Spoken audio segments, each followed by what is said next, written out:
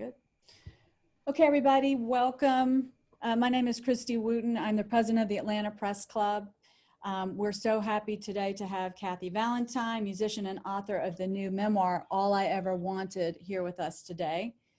I wanted to let you know that these Zoom events are things that we've been doing at this unprecedented time during the pandemic, which allows the Atlanta Press Club members and non-members to participate in weekly discussions about the state of journalism and the impacts of COVID-19 upon journalists' health and livelihoods. As you all know, journalism is under fire now more than ever, and it's more important than ever before that organizations like ours support journalists and journalism. So thank you for being here today. Just by being here, you're supporting the work of the Atlanta Press Club. We hope everyone is staying well. And if you want to learn more about our events or how to support us, visit our website at atlantapressclub.org. Today, we've asked Rodney Ho, entertainment reporter for the Atlanta Journal-Constitution, to lead our discussion with Kathy Valentine. Rodney has a wealth of knowledge about all things pop culture and music. We'll also be welcoming some other journalist guests later in the program to ask a few questions. So welcome, Rodney. All right, thank you, Christy. Thank you so much for having me. Our guest today, indeed, is Kathy Valentine. You know her as a member of the most successful all-women rock band of all time, the Go Gos, but she stands alone as a songwriter and author in her own right. She's been a working musician for over 40 years, started her first band in her hometown of Austin, Texas, and makes a name for herself in the iconic band, the Go Gos, after moving to Los Angeles. She wrote or co-wrote some of the band's most renowned tunes, including Vacation and Head Over Heels. Her first book, All I Ever Wanted, right here, was released this spring. The Go Gos have continued to build upon their legacy with a feature-length documentary that premiered at the Sundance Film Festival to rave reviews and will be on Showtime. I think comes out on August 1st. And the tour, which was supposed to be for this summer, has been pushed back to summer 2021. The band also has become they're Broadway composers. Their musical Head Over Heels debuted on Broadway in 2018, and I saw it here in Atlanta last year. It was wonderful. It's currently in production in hundreds of companies across the United States. At 61, Valentine still shows up for gigs with her guitar in the Austin-based all-female rock band, the Blue Bonnets, or increasingly as a solo performer. Returning to Austin also gave Kathy a chance to pursue her first college degree and is one semester away from graduation. And finally, her greatest pride and joy is being a mother to her teenage daughter. Please welcome Kathy Valentine. Hey, hi Rodney, hi Christy. Hi. Hi, everybody.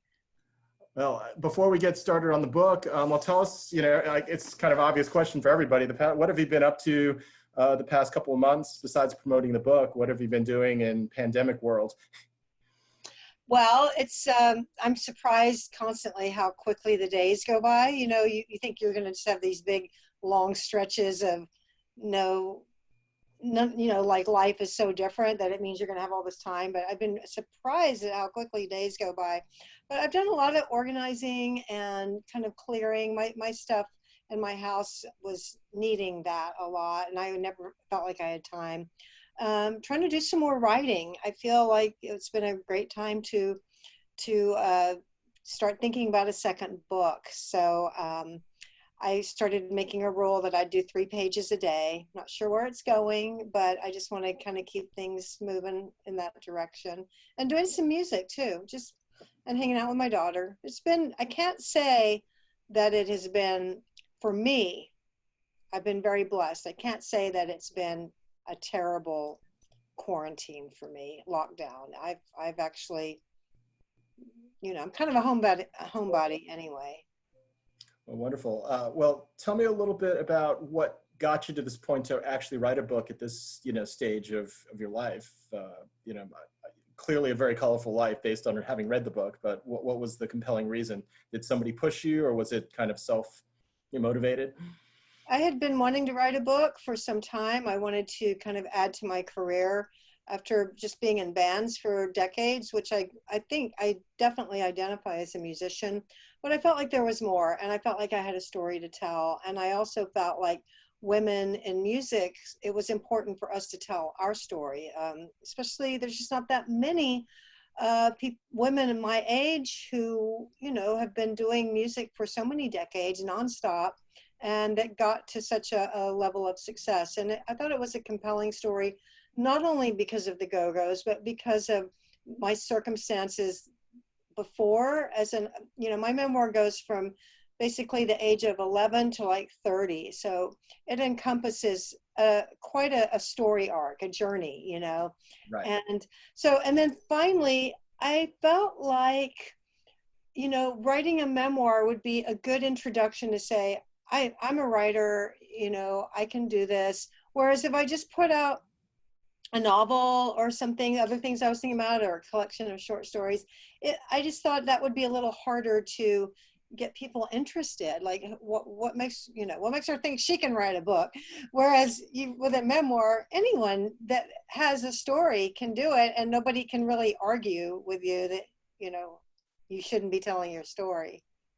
I read how you dug up everything. You saved a lot of stuff over the years, right? You didn't throw out. Did you write journals and bits and pieces about your life throughout your life? Yes, I have lots of journals. I wasn't real consistent. I would write, daily for maybe 3 weeks, and then nothing for 2 months, and then pick it up again. So, but I have everything that I did write, and it never failed to amaze me. Like, some of it's really cringy. Like, sometimes I'd look at it and go, oh my God, what if I died and people read this? I would be horrified. So I had that. An amazing helpful thing that I had was all my day planners.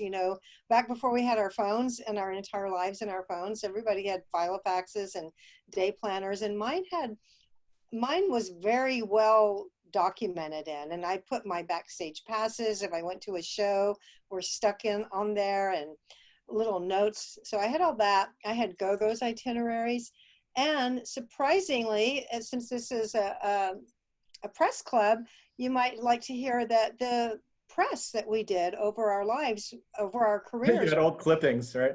It was so helpful, because every journalist writing a story would, they put a little bit of the circumstances, like, I met them and they were exhausted and it was snowing outside, or whatever. They put their little circumstance or their setting, their context in, and that was amazingly helpful to jar different things, different cities, what was going on, So between all of that, I had it pretty covered. And of course the internet was super helpful.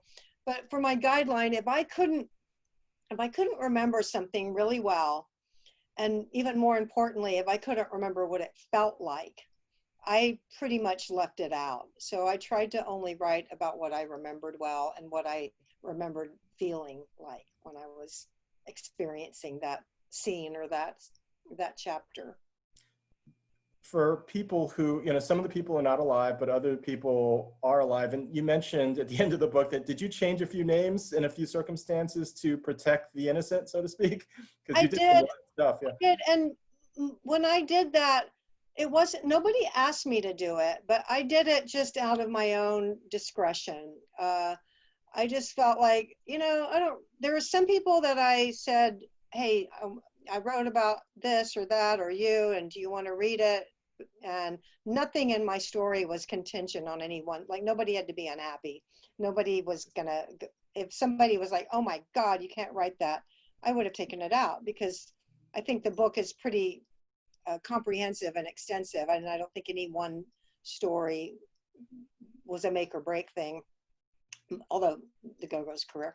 But so some things, though, I just didn't feel like going through that whole process of like, so it wasn't pertinent to moving the story forward. You know what I mean?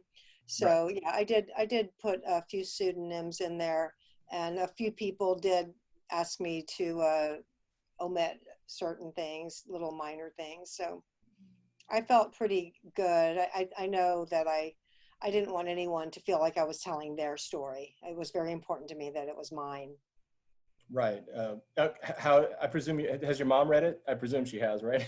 Yes, she did read it. And I talked to her throughout, I would say, because, I wrote in a linear chronological fashion. So, the first, I'm not sure what it is, 10, I forget how many chapters it is. There's 42 chapters. They're all short, but so at the beginning I was going to her a lot, saying, I'm writing about this, how do you feel about that? And it was really great, because she was so much more concerned with me you know, telling my story rather than how she looked. And it really gave me a lot of respect and gratitude, and made me see also in my growing up years that that was a mindset she had then too. She was very supportive. There was a lot of failings, but there was a lot of support. And I never felt like, you know, I was being ridiculed or told, you can't do that, by my mom. I felt more like I could do anything I set my mind to. So that's a success. I think when it comes to the pillars of parenting, that's a big one. Yeah, well, your dad, there was a very big moment in the book about your dad. You wanted him to help pay for some musical equipment, and he said, no, there's no way. And he just shut it down. Yeah. And that kind of injured you for a bit. But I'm so glad that, I guess, I don't want to give away the ending per se, but it seems like at least you and your dad, you know, up to his passing, you did reconcile, right? So there was definitely a closure. We really did. And it's a beautiful story that, you know, in fact, that's probably one of the first things I'll write about when I start writing again. That's more part two. Yes, you mentioned it. It's just was such a healing but bittersweet, heartbreaking period of time. And I stopped writing my book. I mean, it was more important to me that my dad get to know me and I get to know him than I stick to my schedule. So it added about an 8-month delay to my book. My publisher was very patient with me. Like you said, in the 70s, to be a female musician, and you happen to be in Austin, Texas. So I don't know how easy it would have been if you were there were a lot of cities where that would have not even been possible, right? At least you were in a city. I mean, tell me a little bit about Austin in the 70s. Well, I loved writing about the music scene in Austin because Austin talks a lot lately since South by Southwest and all that about how we are the music capital of the world. But back then in the 70s, it really still was the music capital. It just wasn't like a branding tool. And there was awesome music, and it really spanned an amazing spectrum of styles and genres. And I loved the blurring of lines. I loved the whole cosmic cowboy movement where, you know, you could have you could look like a hippie but like country music, or you could look like a cowboy and like psychedelic. It was just this crazy blending time. And the whole country outlaw thing started when Willie and Waylon were kind of gravitated to Austin because they were outlaws for Nashville. So it was awesome. And the only thing that was missing was female rockers. And I didn't see that until I got to England and saw Suzi Quatro. By the way, happy birthday, Suzi Quatro. She's 70 years old today. Wonderful. And wow. I just am so glad that my book and my interviews have been able to start shining a light on this, you know, incredible woman who really paved the way. She, you know, talk about paving the way. Yeah, it's unfortunate she didn't get more notice in the States. I think she will. I think her time is coming. I really do. I cannot imagine her not being in the Rock Hall. I can't imagine it. Well, Christy, do you have a couple questions thrown? You're a music journalist as well, I'm sure. Yeah, well, I'll just add on to what you were saying. You know, it's interesting in the book. I feel like your awakening of going to England was similar to what Chrissy Hind was saying in her book as well. It's like just not only being fans of 60s rock and all of that, but just there's something about the music scenes over there and the appreciation that's a little bit different and possibly maybe even slightly more open toward women rockers than a lot of times American bands or venues are, especially back in those days. I don't know if you had any of that experience after you first went over.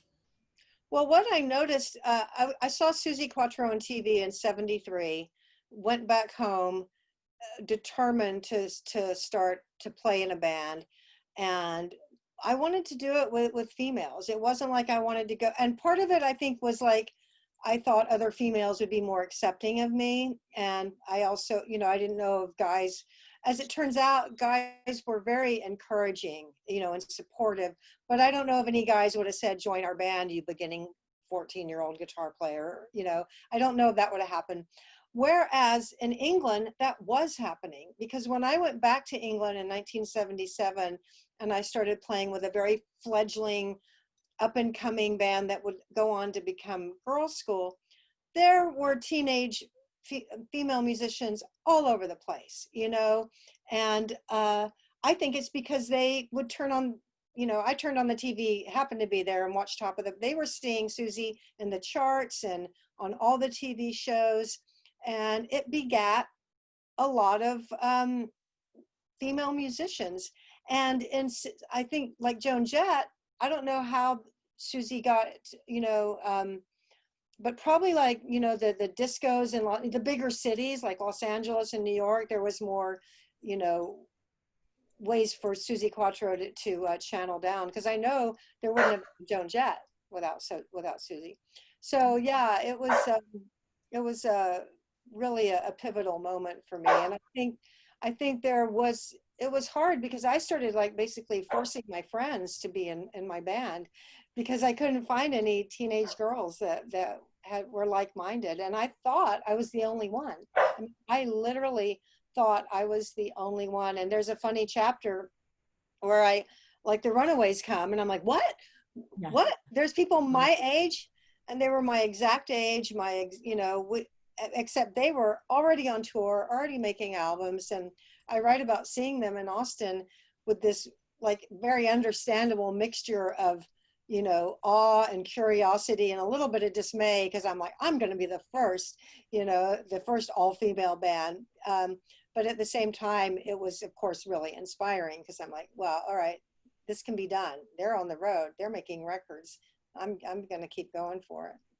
Yeah, I like that part where you talk about the Runaways. And I feel like that's the moment in time. I was like 8 years old at that time, so I wasn't quite ready to be in a band or write about music then. But I feel like that period in the mid 70s is kind of when, obviously there were plenty of famous women musicians, but there was just something in the air right around that time that women felt like they had permission to be in bands, and for it to be okay to not just be a front woman or be a solo artist, but we need all women bands. And I think that, at least from my perspective coming up, that's kind of the lineage I look to along what you're describing, Susie Quatro, Runaways.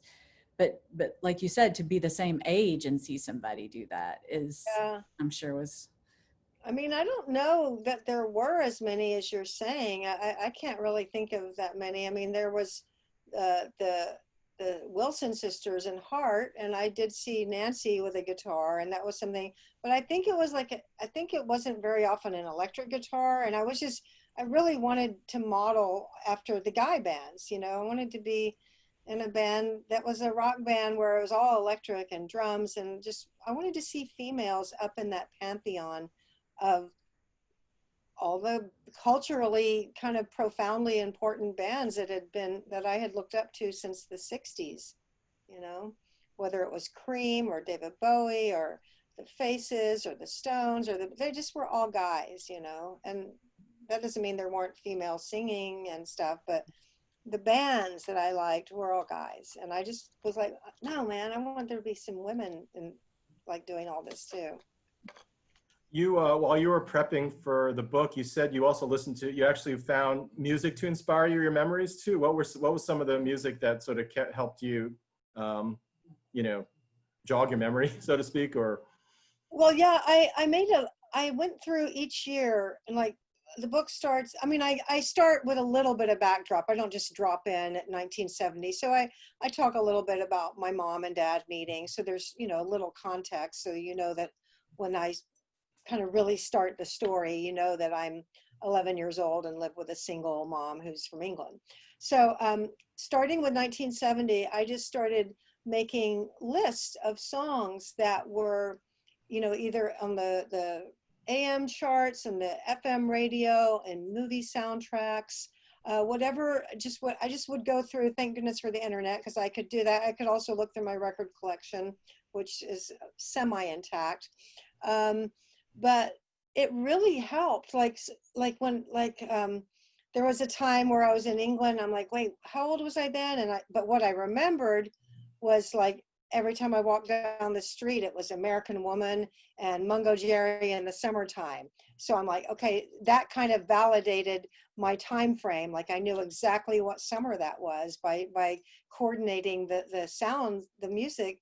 And when I would put it on, like when I would be writing about something, I'd like play Maggie May.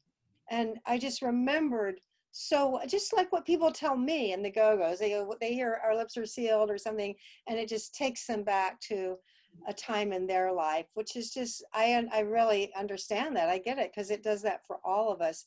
But writing the book, it really did help put me square in the place, listening to, I put like Sticky Fingers and Exile on Main Street and Ziggy Stardust, and there was just, and Mark Bolan and T-Rex, and also everything from Motown, and what was in I loved Clint Eastwood movies, so I'd put some soundtracks and stuff. So it was really helpful. What was Los Angeles like? You finally left Austin at a certain point. You decided, LA is the place to be, right? You just knew that, right, at that point, that was the place to break it big. Yeah, it felt like you had to go to LA or New York, and we kind of chose LA. Me and my best friend who was in my band, because we thought it would be easier to be poor there than New York, and. What I found when I got there was it was very reminiscent of the Austin music scene. I really liked it because it was a thriving new wave. It was before new wave just meant one segment. At the beginning, people would even call the Pistols, like the Sex Pistols, part of new wave. Yes. Then it became more like that new wave is this kind of band, punk is this kind. But so in that new wave / punk scene, it was super cool because the genres were so wide and varied. There was rockabilly, there was the Blasters, which were like a very Americana rootsy band. There was quirky artsy bands like the Screamers, and fun punk bands that were very Ramones-like, cartoon-like, like the Weirdos and the Dickies, and just intense, great musicianship in some bands, and then a band like the Go Gos that was just starting out. So there was this huge spectrum, and it felt very inclusive, and there was more women than I had seen in Austin. Not tons of them, but this band would have a female drummer, this band would have a female bass player, this band, and then of course Kim Fowley was still doing his thing. He had a new all-girl band he was trying to make into the next Runaway. So it was neat. There was I was out every night, except when I first got there, I was underage. In Austin. Oh yeah, your best friend kind of ditched you. Yeah, the club and drinking age in Austin was 18, and I'd been going out to clubs since I was 16. So I get to LA and it's 21, and I'm like feeling really, my best friend has a fake ID, and I felt really betrayed and abandoned. But that's when I started writing songs, like with a passion. Before I had written some songs, but that was when songwriting really became like a meaningful enterprise to help me process my sadness or my anger or whatever I was going through. Well, you were not part of the original Go Gos, but you came along to take over for another woman as the bassist. And after you joined is kind of when everything took off. I don't know how much credit you give for that, but you happened to be there, and it just I'll worked. take it all. No, I think it was a chemistry thing. And there's no doubt that they had a great body of material. The first album, Beauty and the Beat, was written, Jane and Charlotte had written a great collection of songs, and Belinda had a part in some of the lyrics, and Gina had joined as the drummer, which really pulled it together on a musical level. And I was very lucky that I got a song on the first record because there was such a good collection. Great song, by the way, and I'm sorry about my dog. That's okay. I'm surprised mine's not driving us crazy too, or hearing yours and wanting to have Dinner hour for the dog, that's the problem. So yeah, I was so grateful to have Can't Stop the World, but I think what really besides the chemistry, because there was a very palpable, manic, alive, electric chemistry between us. And I don't know how it felt without me, but I know how it felt with me. And it had to have been, I mean, it must have been noticeable because I was asked to stay very quickly. I went from temporary to permanent. But I think as we went on as a band, you know, that it did make a difference because, you know, having an extra writer and another musician, you know, my song Vacation became not only the title track, but kind of what we hung the entire second album on. That's kind of what made us launch into a second album. So you know, I won't take credit for all our success, but I think it did play a part. All right, I'm gonna let Christy handle this because I gotta feed my dog for a second. So I'm gonna just run off for just 30 seconds. No problem. Well, I wanted to interject too while we're talking about Can't Stop the World. I'm going to play a little clip of that was on Facebook that's posted to the Go Gos account. This is from a performance in Atlanta in 1981. And then after that, we can talk about it and then talk about another Atlanta performance where you open for the Police in just a second. Okay. Let's see if I can make this happen.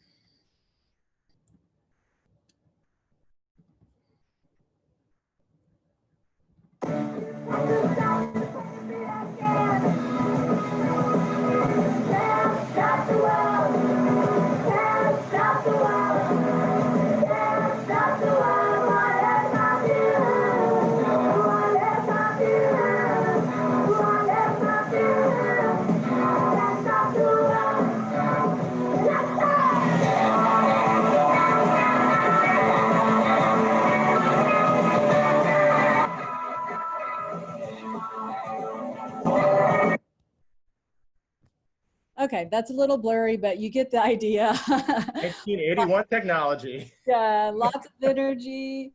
Do you remember that night at all, Kathy? Yes, I do. Yeah, I think it was is it called the 402, the 411, is it 911? Wait, no, that's DC.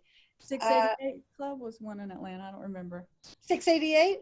Maybe. It was a number. I know that. We had the 513 Club for a little while, but I think that was later. I think that No, it wasn't 513. I'm sorry. I knew it when I wrote the book. I verified it, but I've only got so much room in here to remember everything. Anyway, it was a well-known. We loved that tour, that first tour. I know I loved it because it was like, I called it like the punk rock Chitlin circuit, because it was like every band before us had gone on to like being a band we looked up to. So, you know, whether it was, you know, the Damned or whoever, it was like so many bands that we looked up to had played these same clubs across the country. And it was exciting for us. It's one thing to be in LA and playing your hometown and selling out a nightclub, but every city we pulled into, and Atlanta was rare because we had 2 nights there. We did 2 nights in a row, and that was not common. Uh-oh. Christy, we can't hear you. Sorry about that. Also, tell us about, so I guess it was only about, it's amazing to look back and think 1981 and 1982, 1983. I mean, it seems like there's decades within each year when you look back. I mean, just the styles, the music, all the progress and growth within bands at that time. I mean, MTV, of course, starting in 1981 was a huge part of that. But tell us, so from that time in Atlanta till the time that you opened the show at the Omni, when the Go Gos opened for the Police at the Omni in Atlanta, and I guess that was a year to a year and a half later, just the difference that made. And tell us a little bit about that excerpt from the book. I don't think it was that much later because our Beauty and the Beat wasn't out for a year and a half to get to #1.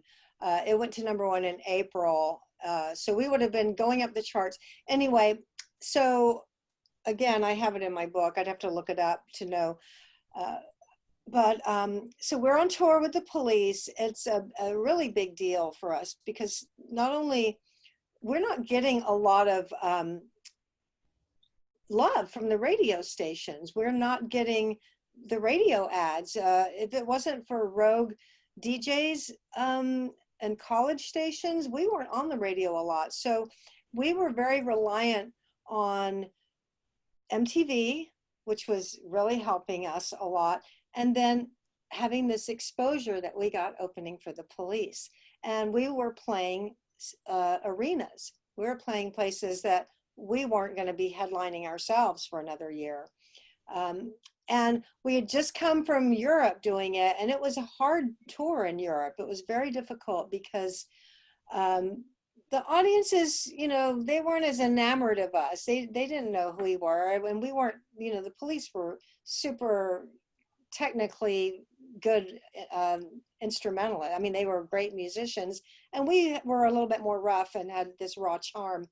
So it was fun to get back to America and be playing the big places, but getting the love this time. So, but we were amazed because after the show, or no, it was after the sound check, Sting came back in our dressing room, and he was holding 2 bottles of Moe, and he said, "Congratulations." And I loved writing about this. It was so much fun to write about it because it was a very memorable, like kind of crystal clear moment. But he was like, "Congratulations, girls, you passed us." And we're just like, "Look, what does he mean, passed us? You know, what's he talking about?" And he could tell. He was like, "You passed us on the charts." And it was like, just like, you know, very slowly it started kind of registering. Oh, wait, our record has been on the charts and theirs has. And back then, I don't know if they still do it like this, but they'd say, you know, you had this number with a bullet. And if your bullet was up, you know, it's like this number with a bullet and you're going up. So I guess our bullet just kind of fired our album right past theirs. And he was so supportive. They were really supportive. We did our show, and after our show, they kept referencing back to us, you know, like during their set, they'd say, you know, shouting us out basically. So it was great. And it felt very like vindicating because, you know, we were told that, no, we don't want to sign you. We don't give you, female bands aren't successful. And it was like, oh yeah, guess we are, you know, maybe they are, maybe female bands are successful. So you talked also about, you know, a lot of your heroes being male musicians. And then, so tell us about getting to open for the Rolling Stones. Well, I think the way I wrote it, and I hate to just keep parroting my book, but sometimes when you write, you guys know, when you are writing and you hit that perfect phrase, you're like, okay, that's a good one. That's a keeper. So what I wrote was like, if that could happen, anything could happen. It was very early. I think it was in September. So we'd only been on the road for, you know, gosh, a couple months. And it was really our first big concert to open for a big band. And it was absolutely thrilling. I'd only seen the Stones one time and they were my favorite band. So to get to see them again would have been just like if somebody had said, oh, you get to go to the show and have a backstage pass, that would have been plenty. But to like get to go and be on the same stage and meet some of them and have the audience like think we did a good job was just, it, you know, a lot of people have said to me, you know, oh, it must have felt like a success when you went to #1. And I always say, actually, there was so many things that felt like a success, you know, before having a #1 album. I mean, even going back to like getting some money, not having to have a job and having a sold out club, that felt like a success. So it was just kind of this multiplying and exponentially growing gift that kept just, for me, it was literally like a dream come true. It really was.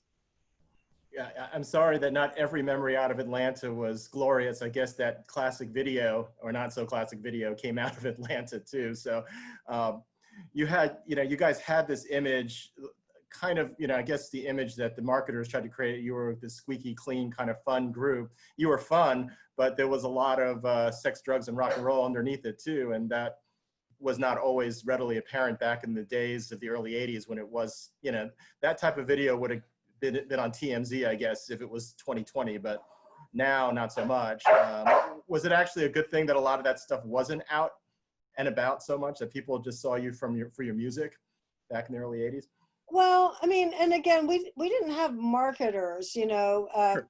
marketing. We didn't have like that. I mean, the PR people, they mainly just set up interviews and stuff, it felt like, and then sent the copies so I could write a book with them later. But I think it would have been terrible to live like that. I feel bad for it's a, you know, it's a difficult thing when every mistake you make is kind of can be just put on the internet and never go away, and you know, you're canceled, you know, and you know, people are human and they do make mistakes, and it's kind of a huge drag that happens. I'm glad we didn't have that.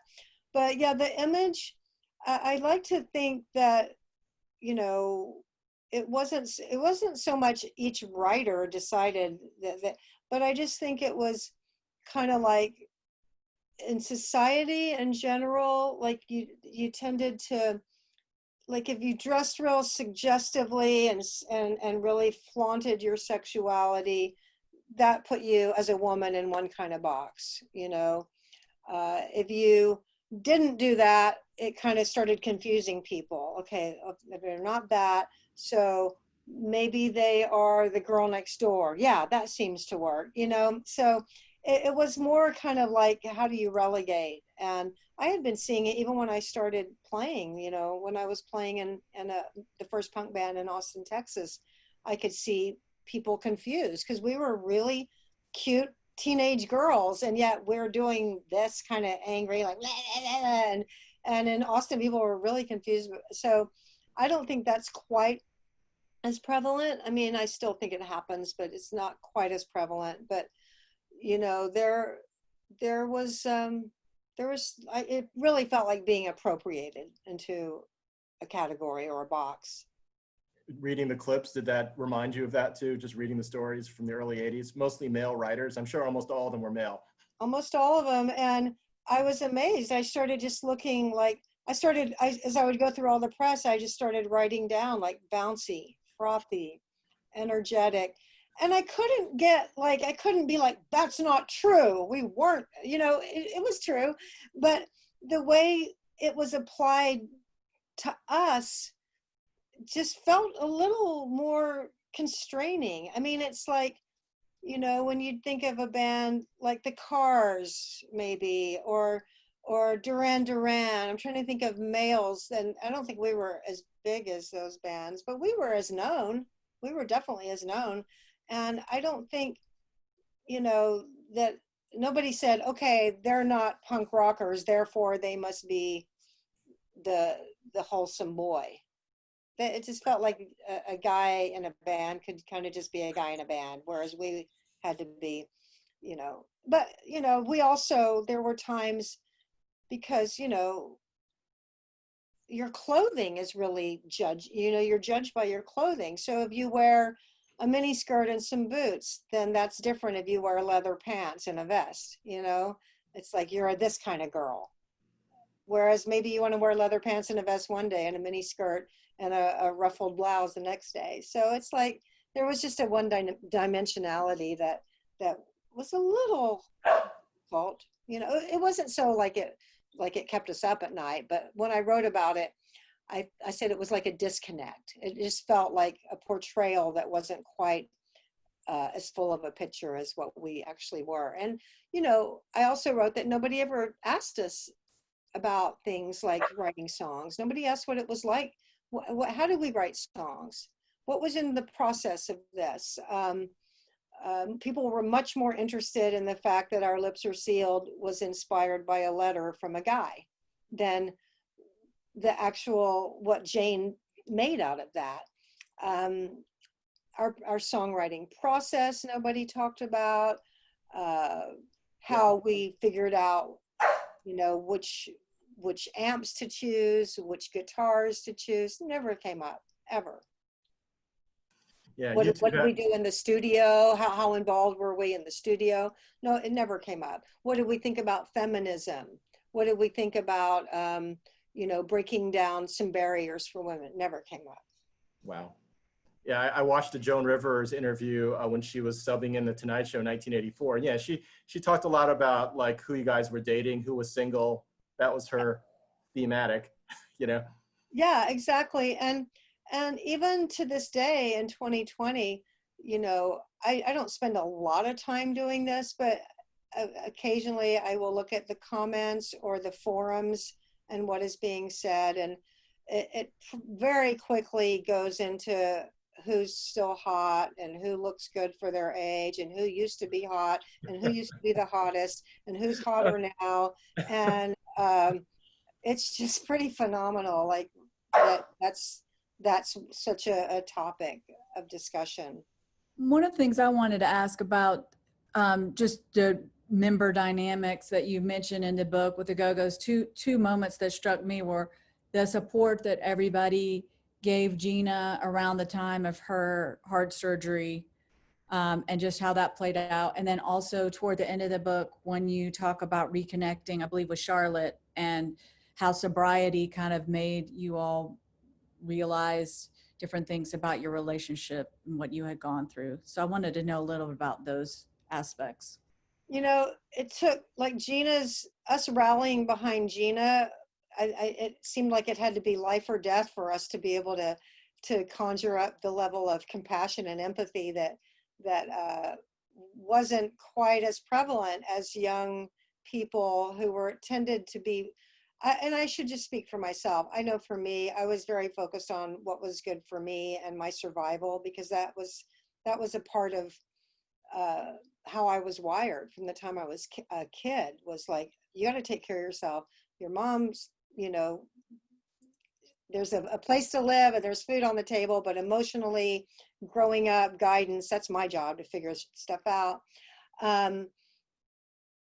Nobody was going to pay for anything. I was working jobs from a very young age. I remember babysitting at 9, 10 years old so I could buy the toy I wanted.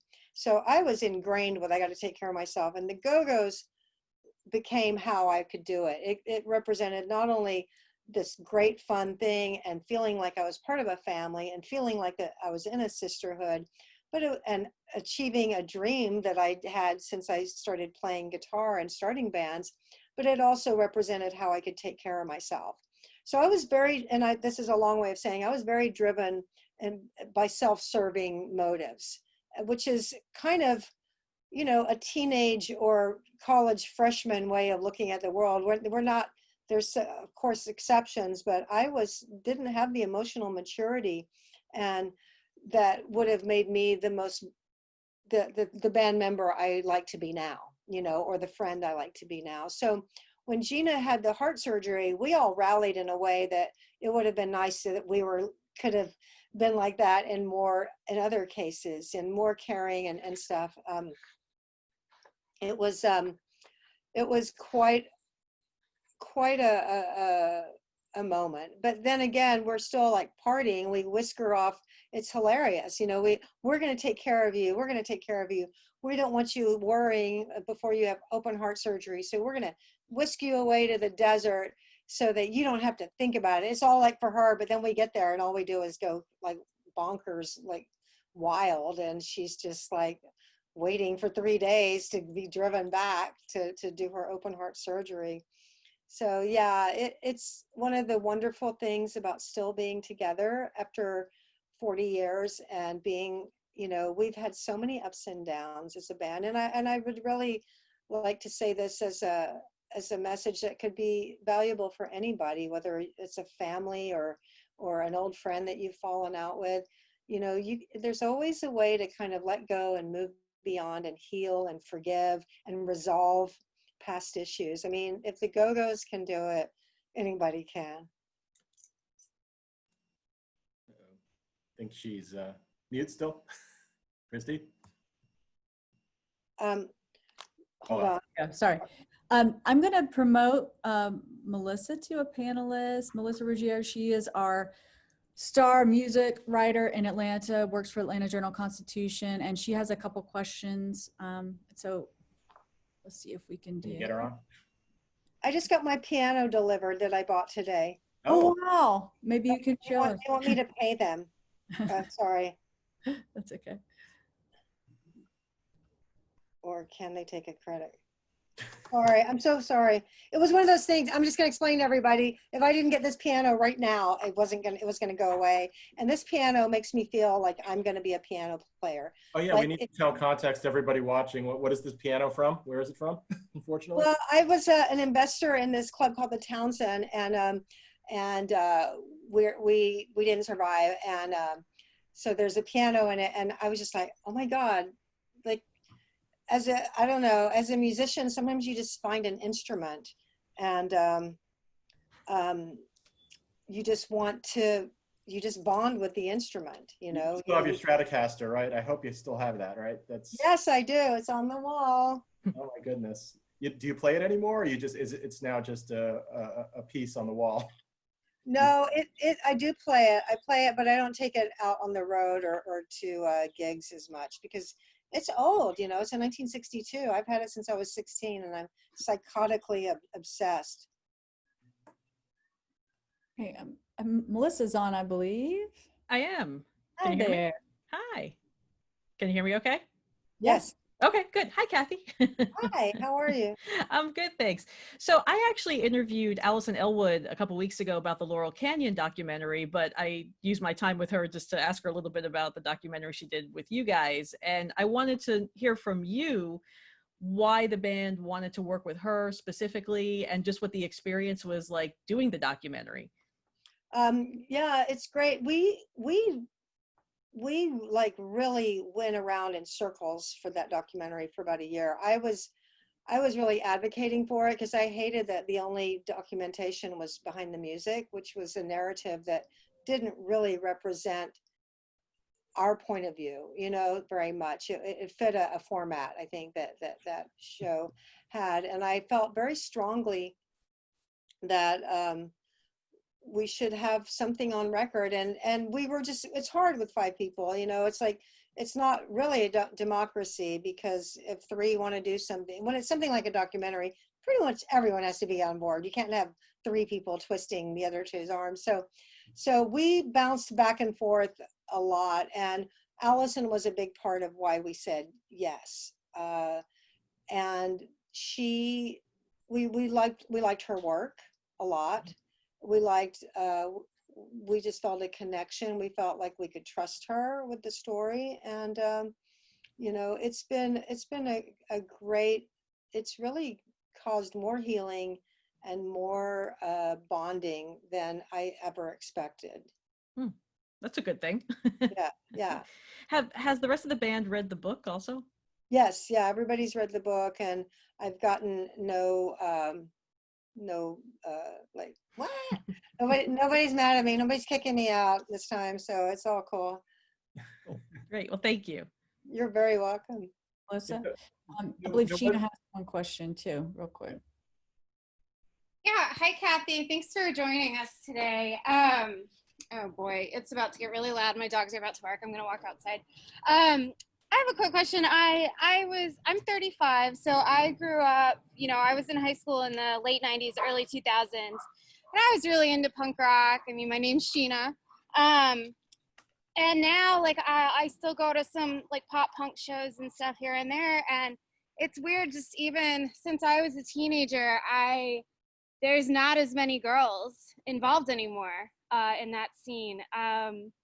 What would you say to teenage girls that want to be involved, like, in the punk rock scene today? What would your advice be? Well, the music business is very different now than but I think being in a band and playing music, I mean, my daughter started playing guitar about a year ago, and is, you know, she doesn't want to be in a punk rock band, but she's really loving, you know, playing and singing and learning songs and writing songs. And it's been great seeing her go to that of her own accord. And I think I think playing an instrument is a great thing to do, because it's scientifically proven that it engages all the areas of your brain in a way that no other activity, even other activities that are artistic, do. So it's healthy for you. I think it's just something that I would encourage anyone to do. And what I would like to see is more females starting bands. You know, I'm a little mystified why more there aren't more all female bands, because I just think there's a kind of a sisterhood and a fun aspect to that I just wish more young girls got to experience. Some of the ones I like, there's a band called the Beaches from Toronto, and they really remind me of the Go Gos. I mean, they just seem like just they're loving it, you know, and they remind me of us. There's other ones that I know of, X Hex, and I could name a bunch of bands. I loved Sahara Hot Nights, and I know a lot of cities have a scene. I think Haim is a great band, but I just find that there's still, when you think of all the bands of the last 20 years, anyone from Green Day to the Foo Fighters to, you know, Arcade Fire to whatever, I mean, you just name all the bands that have these careers, and I don't see the females, you know. So What would you say to them dealing with like the boys club? well, I mean, I didn't have that experience, but I heard from a guitar player that I know who she works her butt off, and she's a great guitar player, and she said, I'm reading your book, and she said, your experience is not what I experienced. And she said, I feel like guys have not been supportive of me. So, you know, I can only write from my experience. I didn't have that. I felt very supported by the guy musicians. Um, you know, I did an event with Kathleen Hanna the other day, and she told me it was such a different punk scene for them.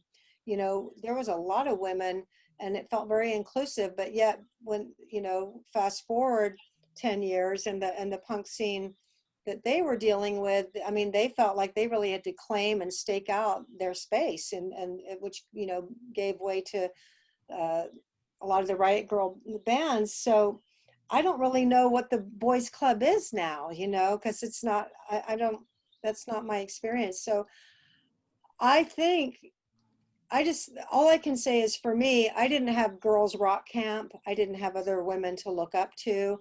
I had to do it all kind of just in a vacuum on my own, and it didn't stop me.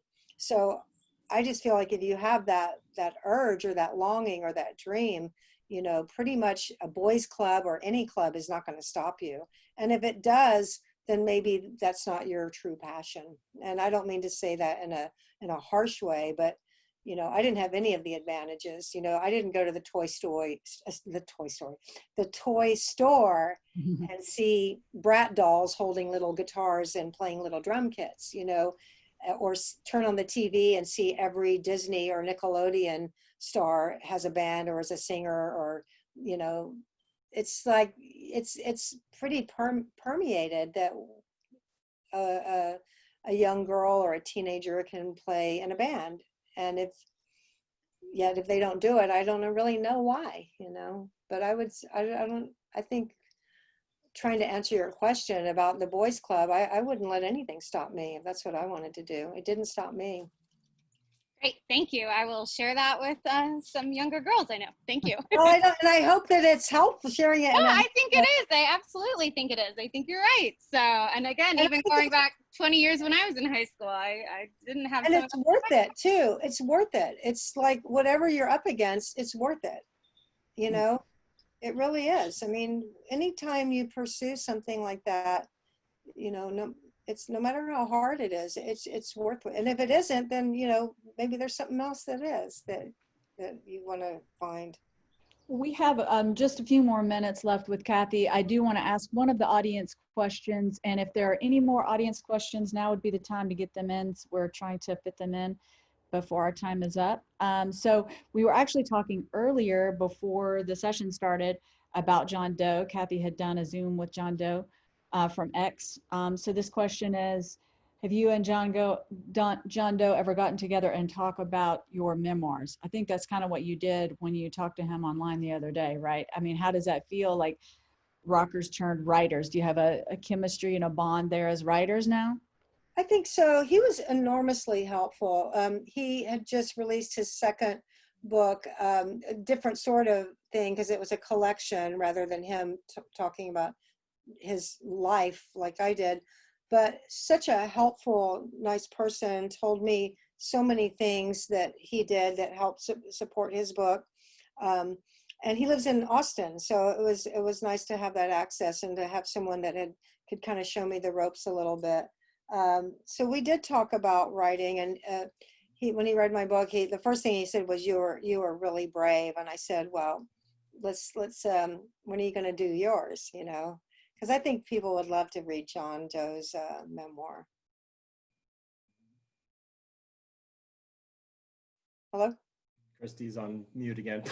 I think it automatically does that. I'm so sorry. All right, we have another question. Says the Go Gos are still part of our consciousness after all these years. Why do you think that's true? I know how I would answer that, but I'm not you. Go ahead. The Go Gos are what now? Part of the collective consciousness, especially for people of a certain age. You can hear the name and. Very simple to me. I boil it down to one thing, and it's the songs. We can go out on tour. We were going to go out on tour this summer.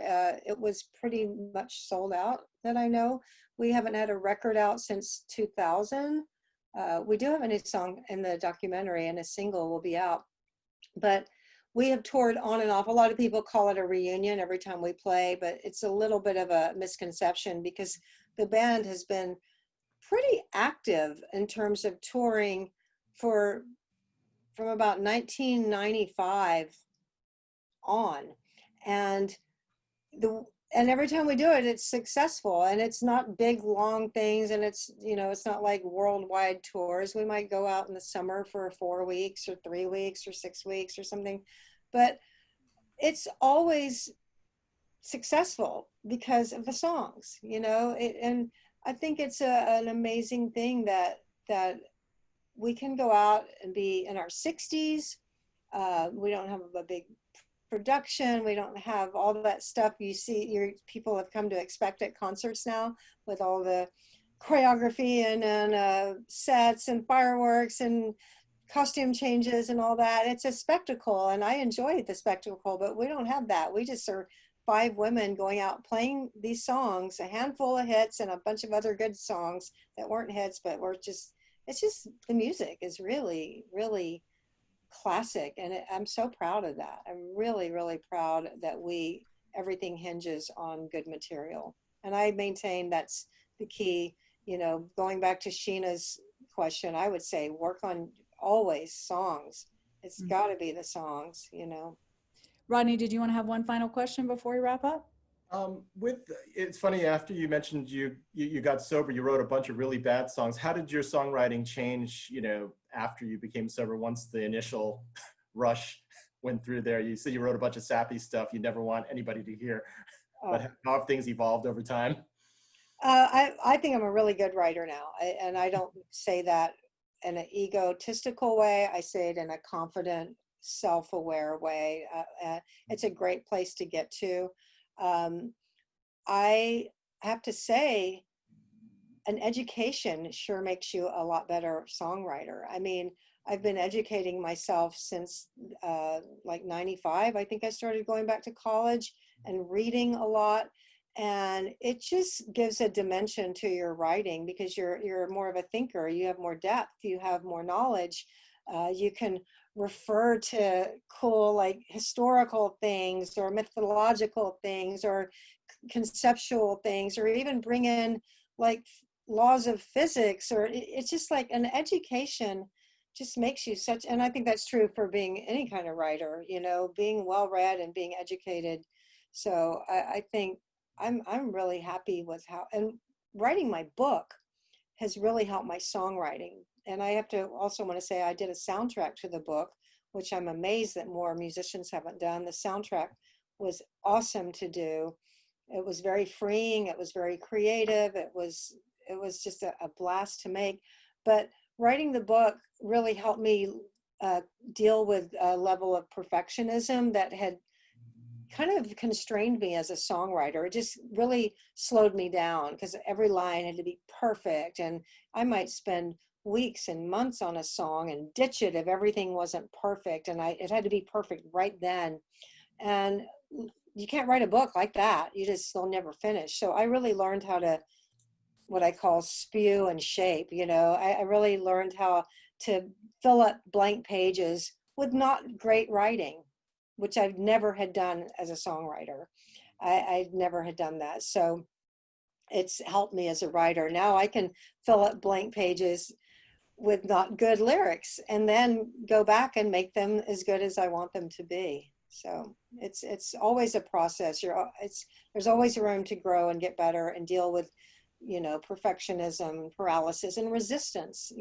I think anybody that writes or is in the arts knows what I'm talking about when I say resistance. And it's a big weird thing that we all struggle with.